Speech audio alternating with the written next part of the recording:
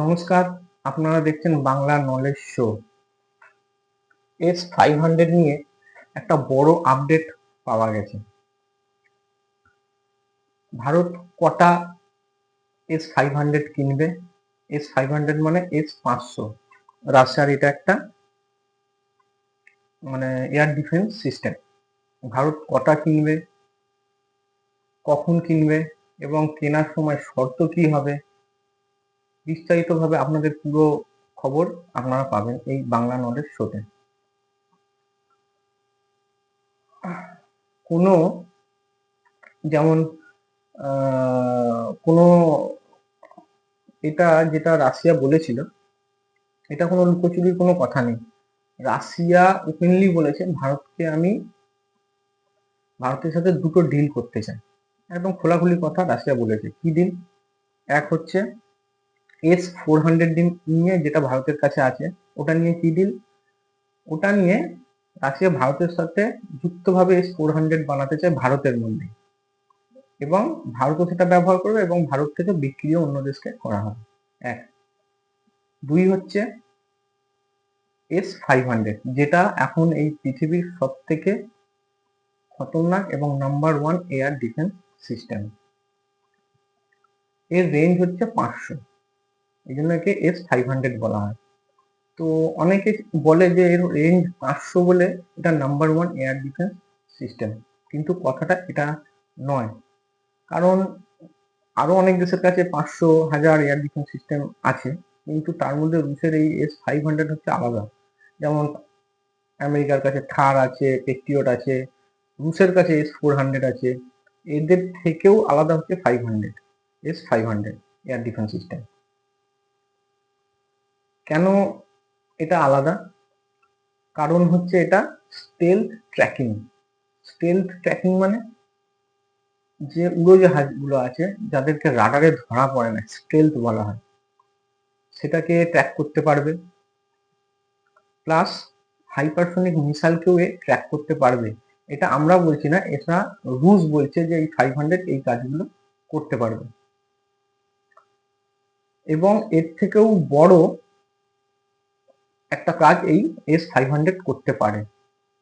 সেটা কি? সেটা হচ্ছে অ্যান্টি স্যাটেলাইট ক্যাপাবিলিটি।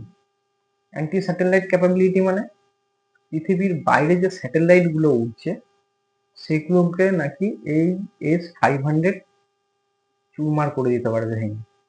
মানে বুঝতে পারছেন কেন? এক নম্বর তো এটা আমেরিকাও ভালোভাবে জানে যে আমাদের থার, পেট্রিয়টের থেকে S-500 অনেকটাই আধুনিক এবং উন্নত ধরনের এয়ার ডিফেন্স সিস্টেম। সোর্স থেকে খবর, সোর্সের খবর, এটা একটা সোর্স, ভারত সরকার সোর্সের ভারত সরকারের যে তখন ডিফেন্সের ডিল করে, সেই সোর্সের খবর পাওয়া গেছে ভারত দুটো S-500 নিতে চলেছে। তো অনেকে হয়তো ভাববে যে ভারত কেন দুটো S-500 নিচ্ছে? আমাদের S-400 তো আমাদের কাছে 5টা আছে, তাহলে S-500 কেন দুটো নিচ্ছে?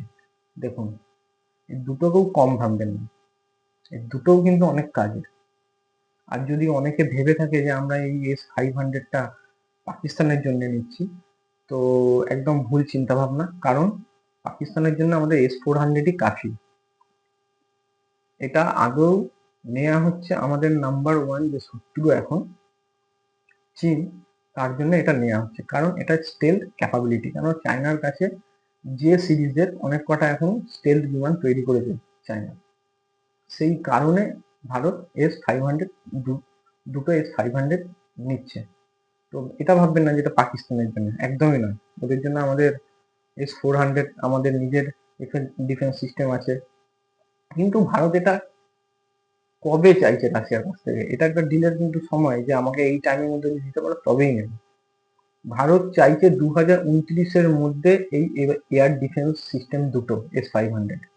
যদি 2029-এর মধ্যে না দেয় তাহলে ভারত নেবে না। কারণ ভারত নিজের এয়ার ডিফেন্স সিস্টেম আছে, BMD শিল্ড, আমি ভিডিও বানিয়েছিলাম, যারা দেখেছে তারা জানে BMD শিল্ড। এবং কুষা নামে একটা প্রজেক্ট চলছে, যেটা 29-এর মধ্যে বা 30-32-এর মধ্যে শেষ হয়ে যাবে। তাহলে আমাদের 29-এর মধ্যে যদি আমার এইগুলো আমাদের নিজেই এয়ার ডিফেন্স সিস্টেম আমরা পেয়ে যাই, তাহলে আমাদের S-500 তো নেওয়ার কোনো কথাই না, অত পয়সা দিয়ে কেন বিলিয়ন বিলিয়ন টাকা দাম S-500। সেই কারণে ভারত সরকার রাশিয়াকে একদম বলেছে যে আমাদের 29-এর মধ্যে লাগবে, 2029। যদি রাশিয়া দিতে পারে তাহলে ভারত নেবে, নাহলে ভারত নিজেই বানাচ্ছে বিএনপি সিল এবং কুষা প্রজেক্টের দ্বারা আমাদের এয়ার ডিফেন্স সিস্টেম। নমস্কার, বন্দে মাতরম।